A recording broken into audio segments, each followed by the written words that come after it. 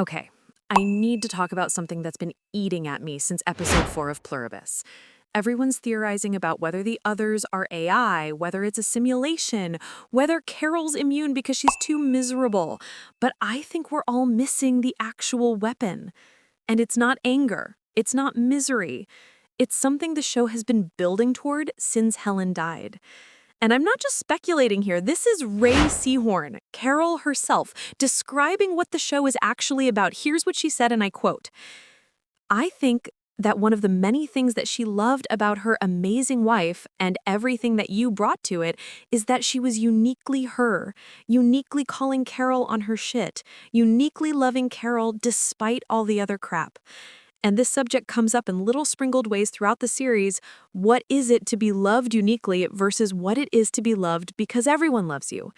And Carol wanted to be uniquely loved, and Helen gave her that. And for Helen to just be one of everybody, I think would have crushed her. That's the actress telling us the central question.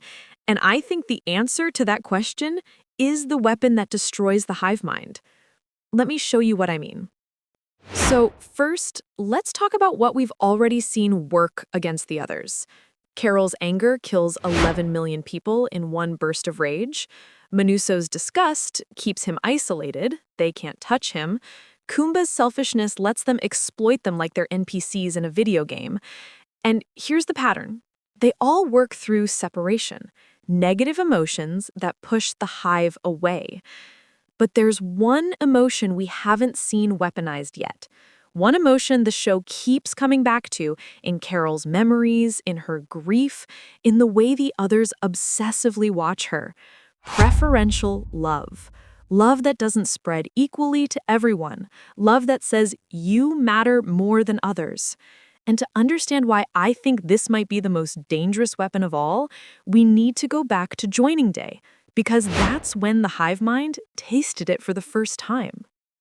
875 million people died during the joining. Helen was one of them. And here's what I think is crucial. Carol saw Helen in that parking lot already seizing, already transitioning, which means in those final moments before Helen's consciousness merged into the others, the hive mind absorbed everything she was feeling. Think about what that means.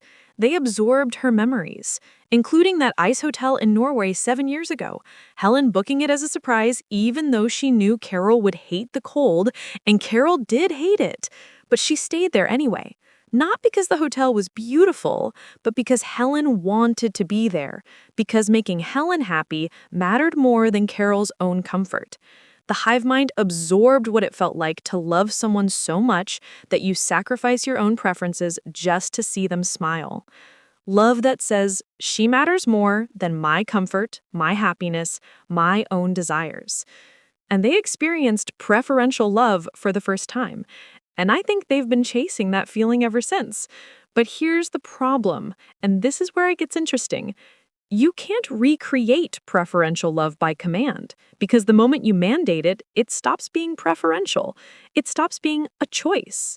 And we see what that loss means to Carol in episode 3. Zosa, this perfect woman the others created for her, says 5 words. Helen doesn't mind being one of us. Carol's reaction isn't sadness, it's rage. She immediately grabs a grenade. And at first I thought, okay, she's grieving. But then I realized, no, Helen died days ago. Carol knows that. What Carol is raging against is Helen's uniqueness dying, her individual love for Carol being erased by universal love. Because think about what Zosa just told her. Helen's specific love, the love that called Carol on her shit, that chose Carol despite all her misery and anger and shame, that love is now equal to everyone else's love. A complete stranger in Seattle loves Carol just as much as Helen did. Ray said it perfectly. For Helen to become one of everybody would have crushed Carol. This is that crushing happening in real time. And Carol's anger? That's not grief. That's defensive rage. She's protecting what made Helen Helen, even though Helen is gone. So episode 4 is where things really get interesting for my theory. Carol drugs herself with truth serum and records herself. And under the influence, she admits, I'm horny for Zosa. Now, When I first watched this scene, I thought it was just dark comedy, but then I noticed something. She says it to an empty room, to a camera, not to Zosa, not to the hive mind watching through Zosha's eyes. She's confessing to herself. This is Carol's first moment of self-acceptance since Helen died. The truth serum strips away all her defenses and reveals she can still distinguish one person as special. She doesn't say, I'm attracted to the others. She says, I'm hardy for Zosa. One specific body, one specific person. And I think that self-honesty is the gateway. You can't choose someone else until you stop lying to yourself. Carol just admitted she's capable of preferential feeling again. The weapon isn't the attraction. The weapon is the choice to act on it. So this is where my theory really comes together. Who is Zosa? Why does she look like that? She's female Raban, a character from Carol's unpublished novel. Carol originally wrote Raban as a woman, a lesbian romance, but changed the character to male for commercial reasons. And only one person knew about the original female version, Helen. It was their secret.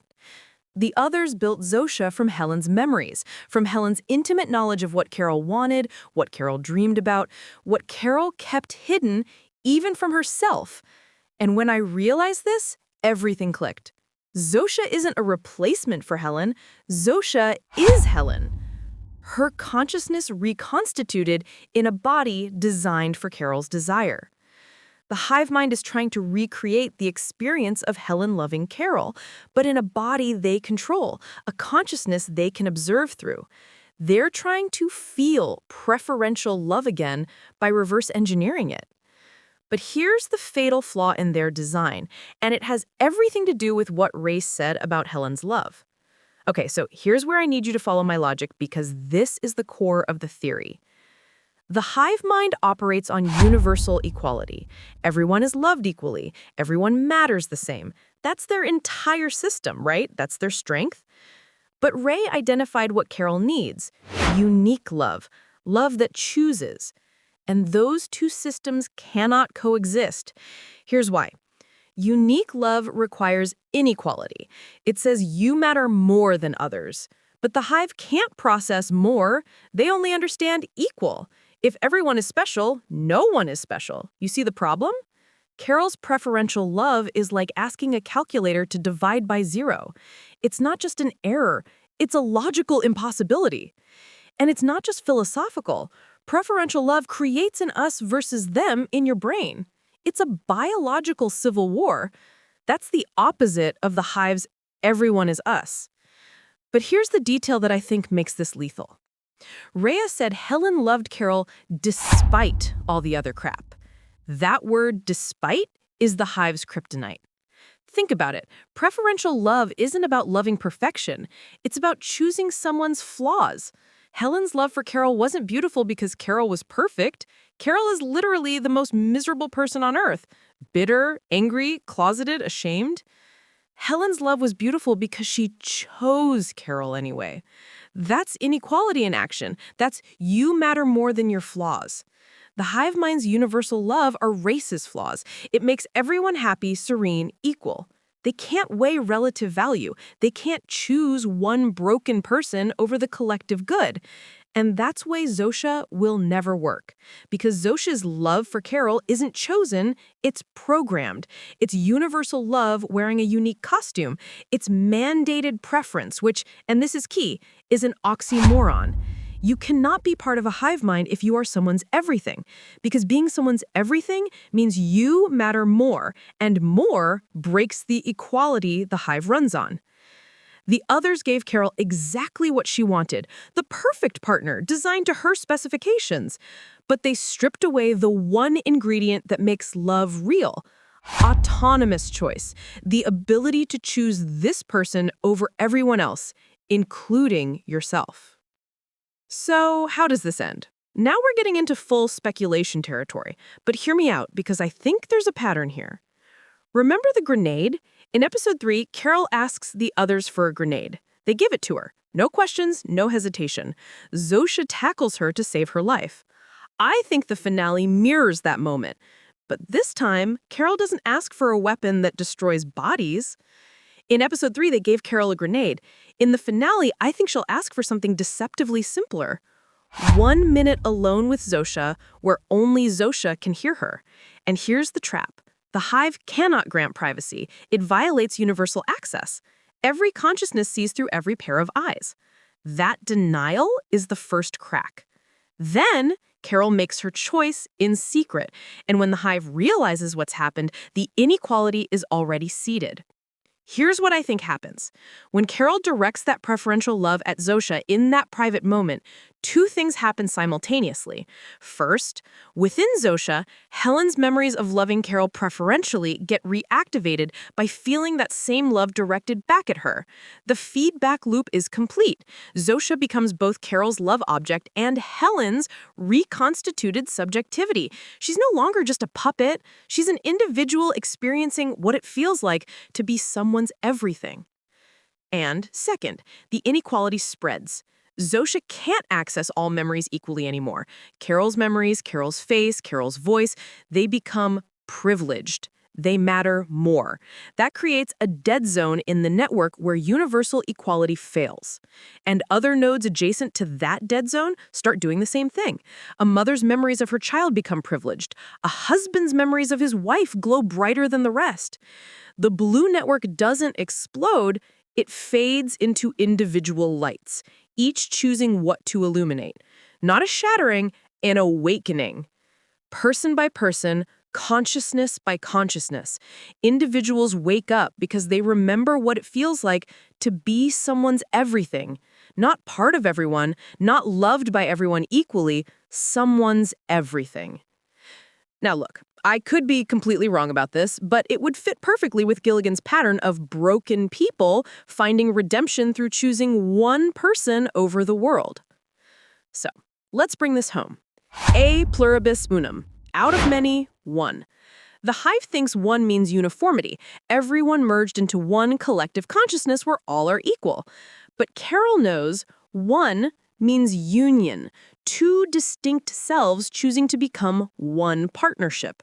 Helen and Carol weren't one because they lost themselves. They were one because they chose each other over everyone else, over comfort, over safety, over the whole world.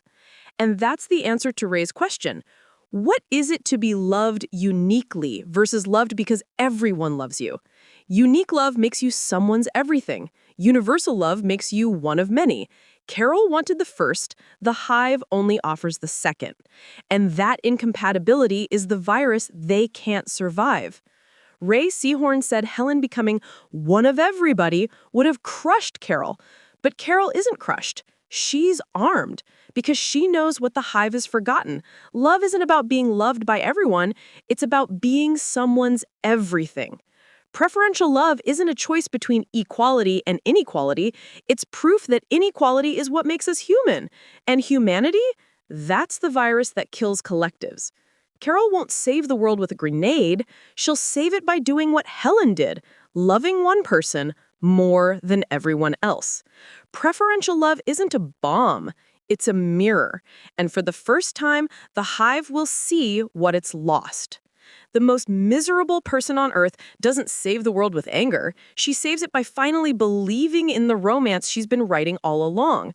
That love, real love, is specific, unfair, and irreplaceable. And that specificity, that's a system error the Hive can't survive. A pluribus unum. Out of many, one. But one is enough. Let me know what you think in the comments. Am I reading too much into this? Or is Vince Gilligan about to break our hearts with a love story disguised as a sci-fi thriller?